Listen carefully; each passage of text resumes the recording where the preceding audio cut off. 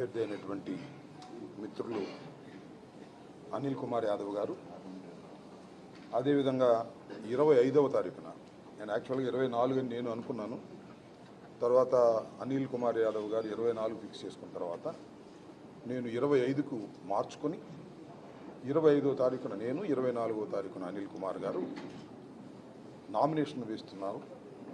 కాబట్టి ముఖ్యంగా 24వ తారీఖున మన సత్తెనపల్లి నుంచి, ఎందుకంటే నరసరావుపేట చాలా దగ్గర మనకు మాచర్ల వినుకొండతో పోలిస్తే అత్యధిక సంఖ్యలో ఇక్కడి నుంచి మనం వెళ్ళి అనిల్ కుమార్ యాదవ్ గారి నామినేషన్ని విజయవంతం చేయవలసిన అవసరం ఉందనేది ఒకటి.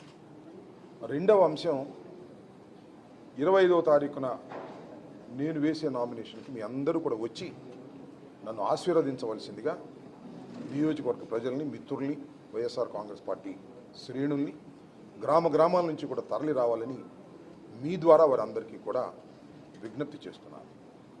దానితో పాటుగా ఇవాళ జరిగినటువంటి ఈ సమావేశం, ఈ బ్రేక్ఫాస్ట్ కార్యక్రమం, అనిల్ కుమార్ గారు పార్లమెంట్ అభ్యర్థి, దాంతోపాటుగా మేమందరం కలిసికట్టుగా, ఎందుకంటే సత్తెనపల్లి నియోజకవర్గం ఇందాక మన అనిల్ కుమార్ గారు చెప్పినట్టుగా చాలా ప్రతిష్టాత్మకమైన నియోజకవర్గంగా మారింది.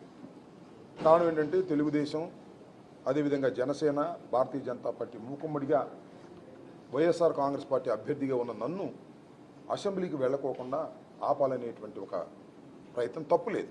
రాజకీయ పక్షాలు వారి ప్రయత్నాలు వాళ్ళు చేస్తాయి. అంతే స్థాయిలో మన ప్రయత్నాలు కూడా మనం చేయవలసినటువంటి అవసరం ఉంది. ఒక ప్రతిష్టాత్మకమైన నియోజకవర్గం ఇది.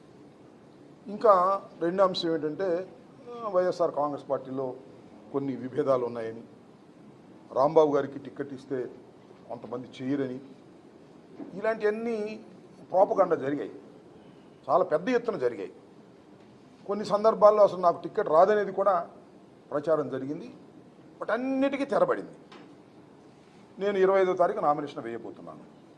అయినా అక్కడక్కడ గుసగుసలు ఏంటంటే ఆయన చేయట్లేదు, బాసిరెడ్డి చేయట్లేదు, వాళ్ళు చేయట్లేదు అనేటువంటి గుసగుసలు ఉన్నాయి. వాటికి కూడా తెరదీసేందుకే ఈ రోజున మేము అందరం ఇక్కడ సమావేశం అయ్యామని కూడా మనవి చేస్తున్నాను. నిజంగా మరి వెంకటేశ్వర రెడ్డి గారు మాజీ శాసనసభ్యులు 10 సంవత్సరాల పాటు ఇక్కడ రిప్రజెంట్ చేసినటువంటి వ్యక్తి, ఆయన మీదే పోటీ చేసి ఓటమి పాలైన వ్యక్తి మరి నిమ్మకాయల రాజనారాయణ గారు. దాంతోపాటుగా యాస్పిరెంట్స్ ఉన్నారు. భాస్కర్ రెడ్డి గారు ఇందాక చెప్పినట్టుగా నాకు టికెట్ ఇస్తే బాగుండనేటువంటి కోరిక వారికి ఉంది. అలాగే నాగభూషణ రెడ్డి గారికి కూడా ఉంటే ఉండవచ్చు, ఇంకా చాలామందికి ఉండొచ్చు, తప్పలేదు. ఈయన కూడా కాంగ్రెస్ పార్టీ సమయంలో ఇక్కడ పోటీ చేయాలని చాలా ఆతృతపడ్డారు.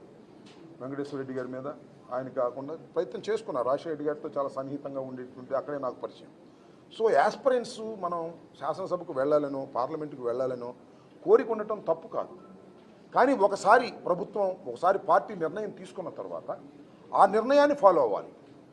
అందువల్ల అన్ని గుసగుసలకు తెరదించేసి అందరం ఐక్యంగా వైఎస్ఆర్ కాంగ్రెస్ పార్టీని గెలిపించడం కోసం అటు అనిల్ కుమార్ యాదవ్ గారిని, ఇటు అంబటి రాంబాబు గారిని గెలిపించేందుకు అందరూ సిద్ధంగా ఉన్నాము అనేది ఇక్కడ ఇవాళ ఉన్న సారాంశం.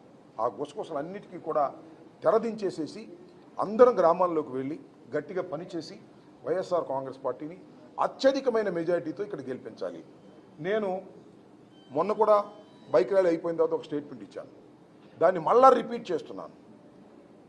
2019లో వచ్చిన మెజారిటీ కన్నా ఒక్క ఓటు తగ్గినా అది నైతికంగా పరాజయంగా నేను భావిస్తాను.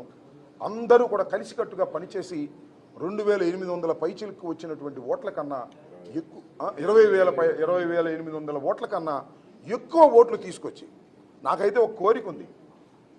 అసలు మన పార్లమెంట్ నియోజకవర్గంలో సత్తెనపల్లి ఇచ్చినంత బలం అనిల్ కుమార్ గారికి ఏ నియోజకవర్గం ఇవ్వలేదు అనేంత పోటీతత్వంతో మీరందరూ పనిచేయాలని 2 ఫ్యాన్ గుర్తుకు వేసి అఖండమైనటువంటి మెజార్టీతో, ఇందాక చెప్పారు మనకి it's a rare opportunity to Yadava community. A party ఇచ్చేది కాదు, ఒక జగన్మోహన్ రెడ్డి గారు ఇచ్చారు, గుర్తుపెట్టుకోమని మనం చేస్తున్నాం.